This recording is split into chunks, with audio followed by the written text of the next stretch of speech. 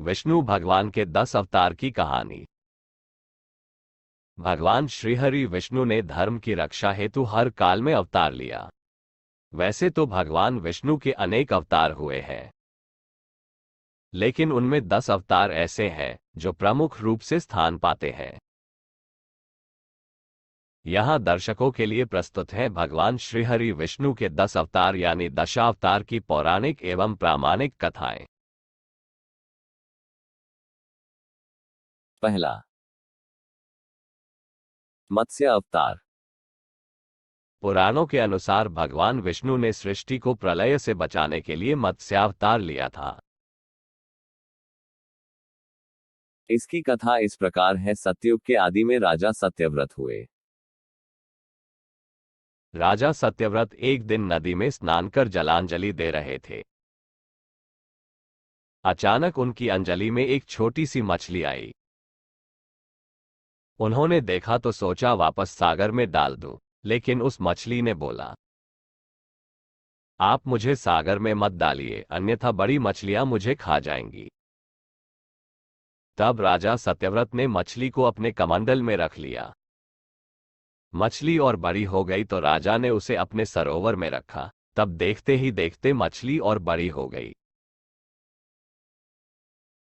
राजा को समझ आ गया कि यह कोई साधारण जीव नहीं है। राजा ने मछली से वास्तविक स्वरूप में आने की प्रार्थना की। राजा की प्रार्थना सुन साक्षात चारभुजाधारी भगवान विष्णु प्रकट हो गए और उन्होंने कहा कि ये मेरा मत्स्यावतार है। भगवान ने सत्यव्रत से कहा, सुनो राजा सत्यव्रत, आज से 7 दिन बाद प्रलय होगी। तब मेरी प्रेरणा से एक विशाल नाव तुम्हारे पास आएगी। तुम सप्त ऋषियों, औषधियों, बीजों व प्राणियों के सूक्ष्म शरीर को लेकर उसमें बैठ जाना। जब तुम्हारी नाव डगमगाने लगेगी तब मैं मत्स्य के रूप में तुम्हारे पास आऊंगा। उस समय तुम वासुकी नाग के द्वारा उस नाव को मेरे सींग से बांध देना। उस समय प्रश्न पूछने पर मैं तुम्हें उत्तर दूंगा, जिससे मेरी महिमा जो परब्रह्म नाम से विख्यात है तुम्हारे हृदय में प्रकट हो जाएगी। तब समय आने पर मत्स्य रूपधारी भगवान विष्णु ने राजा सत्यव्रत को तत्वज्ञान का उपदेश दिया, जो मत्स्य पुराण नाम से प्रसिद्ध है। दूसरा, कूर्म अवतार। धर्म ग्रंथों के अनुसार भगवान विष्णु ने कूर्म, कछुए का अवतार लेकर समुद्र मंथन में सहायता की थी। भगवान विष्णु के कूर्म अवतार को कच्छप अवतार भी कहते हैं। इसकी कथा इस प्रकार है। एक बार महर्षि दुर्वासा ने देवताओं के राजा इंद्र को श्राप देकर श्रीहीन कर दिया। इंद्र जब भगवान विष्णु के पास गए तो उन्होंने समुद्र मंथन करने के लिए कहा। तब इंद्र भगवान विष्णु के कहे अनुसार दैत्यों व देवताओं के साथ मिलकर समुद्र मंथन करने के लिए तैयार हो गए। समुद्र मंथन करने के लिए मंदराचल पर्वत को मथानी एवं नागराज वासुकी को नेति बनाया गया। देवताओं और दैत्यों ने अपना मतभेद भुलाकर मंदराचल को उखाड़ा और उसे समुद्र की ओर ले चले, लेकिन वे उसे अधिक दूर तक नहीं ले जा सके। तब भगवान विष्णु ने मंदराचल को समुद्र तट पर रख दिया। देवता और दैत्यों ने मंदराचल को समुद्र में डालकर नागराज वासुकी को नेति बनाया, किंतु मंदराचल के नीचे कोई आधार नहीं होने के कारण वह समुद्र में डूबने लगा। यह देखकर भगवान विष्णु विशाल कूर्म कछुए का रूप धारण कर समुद्र में मंदराचल के आधार बन गए। भगवान कूर्म की विशाल पीठ पर मंदराचल तेजी से घूमने लगा और इस प्रकार समुद्र मंथन संपन्न हुआ। तीसरा, वराह अवतार। धर्म ग्रंथों के अनुसार भगवान विष्णु ने तीसरा अवतार वराह रूप में लिया था। वराह अवतार से जुड़ी कथा इस प्रकार है। पुरातन समय में दैत्य हिरण्याक्ष ने जब पृथ्वी को ले जाकर समुद्र में छिपा दिया, तब ब्रह्मा की नाक से भगवान विष्णु वराह रूप में प्रकट हुए। भगवान विष्णु के इस रूप को देखकर सभी देवताओं व ऋषि मुनियों ने उनकी स्तुति की। सबके आग्रह पर भगवान वराह ने पृथ्वी को ढूंढना प्रारंभ किया। अपनी थूथनी की सहायता से उन्होंने पृथ्वी का पता लगा लिया और समुद्र के अंदर जाकर अपने दांतों पर रखकर वे पृथ्वी को बाहर ले आए। जब हिरण्याक्ष दैत्य ने यह देखा तो उसने भगवान विष्णु के वराह रूप को युद्ध के लिए ललकारा। दोनों में भीषण युद्ध हुआ। अंत में भगवान वराह ने हिरण्याक्ष का वध कर दिया। इसके बाद भगवान वराह ने अपने खुरों से जल को स्तंभित कर उस पर पृथ्वी को स्थापित कर दिया। चौथा, नरसिंह अवतार। भगवान विष्णु ने नरसिंह अवतार लेकर दैत्यों के राजा हिरण्यकशिपु का वध किया था। इस अवतार की कथा इस प्रकार है। धर्म ग्रंथों के अनुसार दैत्यों का राजा हिरण्यकशिपु स्वयं को भगवान से भी अधिक बलवान मानता था। उसे मनुष्य, देवता, पक्षी, पशु, न दिन में, न रात में, न धरती पर, न आकाश में, न अस्त्र से, न शस्त्र से मरने का वरदान प्राप्त था। उसके राज में जो भी भगवान विष्णु की पूजा करता था उसको दंड दिया जाता था। उसके पुत्र का नाम प्रहलाद था। प्रहलाद बचपन से ही भगवान विष्णु का परम भक्त था। ये बात जब हिरण्यकशिपु का पता चली तो वह बहुत क्रोधित हुआ और प्रहलाद को समझाने का प्रयास किया। लेकिन फिर भी जब प्रहलाद नहीं माना तो हिरण्यकशिपु ने उसे मृत्युदंड दे दिया। हर बार भगवान विष्णु के चमत्कार से वह बच गया। हिरण्यकशिपु की बहन होलिका, जिसे अग्नि से न जलने का वरदान प्राप्त था, वह प्रहलाद को लेकर धधकती हुई अग्नि में बैठ गई। तब भी भगवान विष्णु की कृपा से प्रहलाद बच गया और होलिका जल गई।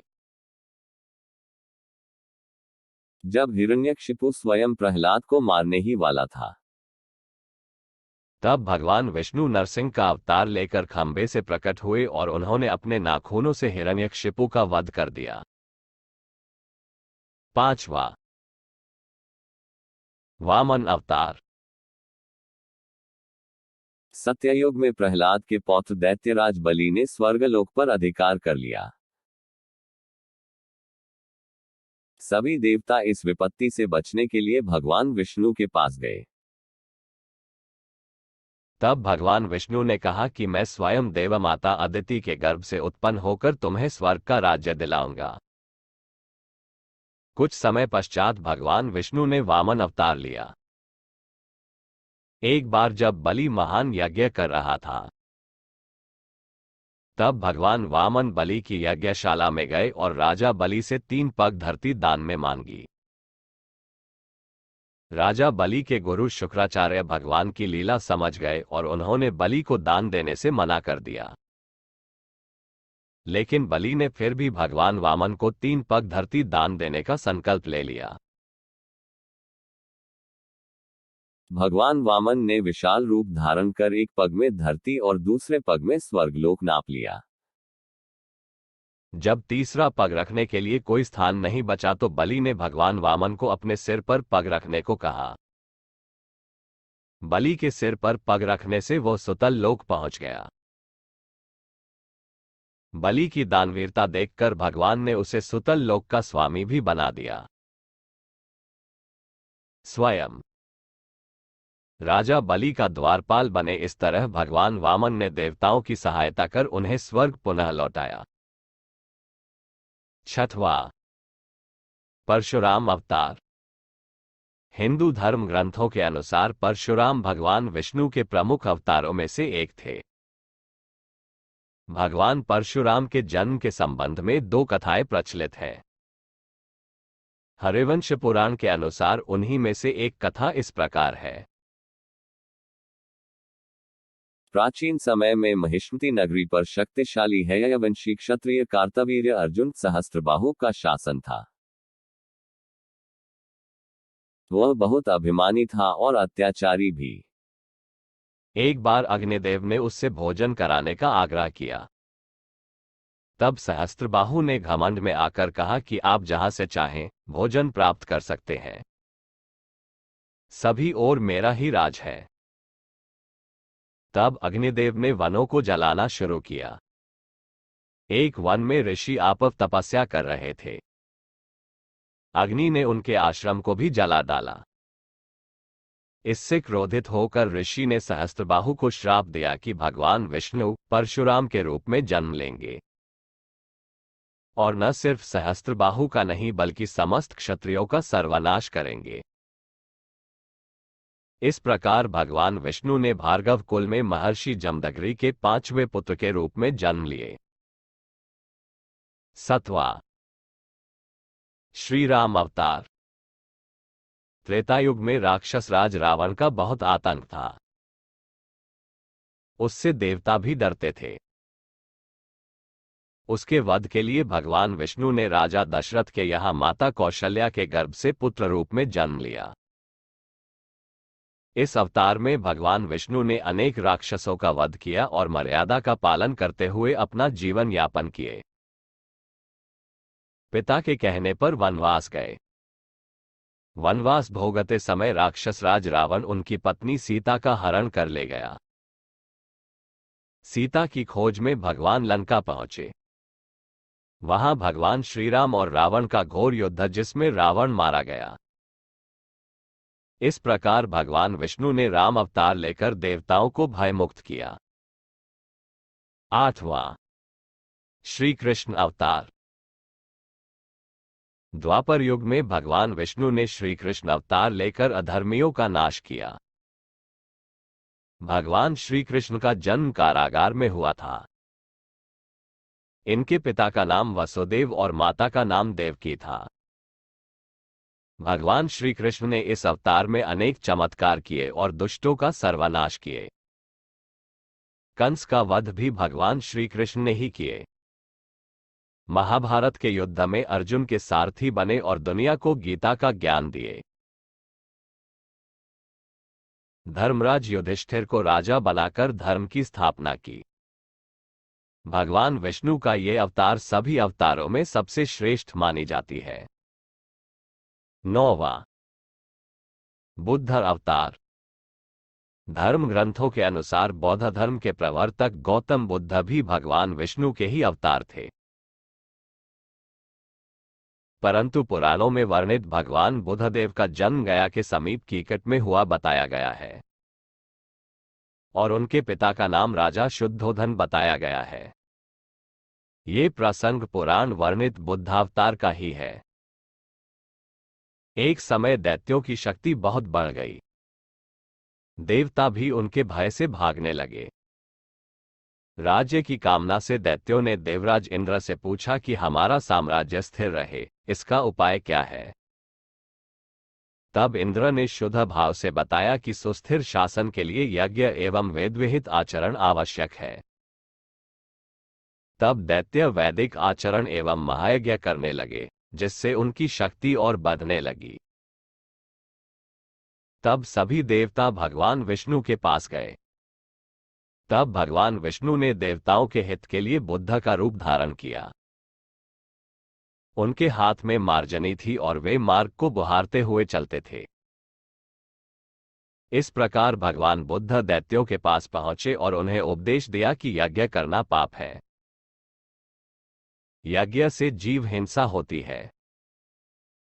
यज्ञ की अग्नि से कितने ही प्राणी भस्म हो जाते हैं। भगवान बुद्ध के उपदेश से दैत्य प्रभावित हुए। उन्होंने यज्ञ व वैदिक आचरण करना छोड़ दिया।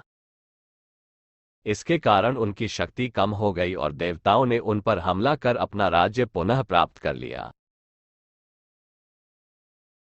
10वां कल्कि अवतार। धर्म ग्रंथों के अनुसार भगवान विष्णु कलयुग में कल्कि रूप में अवतार लेंगे। कल्कि अवतार कलयुग व सतयुग के संधिकाल में होगा। यह अवतार 64 कलाओं से युक्त होगा। पुराणों के अनुसार उत्तर प्रदेश के मुरादाबाद जिले के शंभल नामक स्थान पर विष्णुयशा नामक तपस्वी ब्राह्मण के घर भगवान कल्कि पुत्र रूप में जन्म लेंगे। कल्कि देवदत्त नामक घोड़े पर सवार होकर संसार से पापियों का विनाश करेंगे और धर्म की पुनः स्थापना करेंगे। तभी सतयुग का प्रारंभ होगा।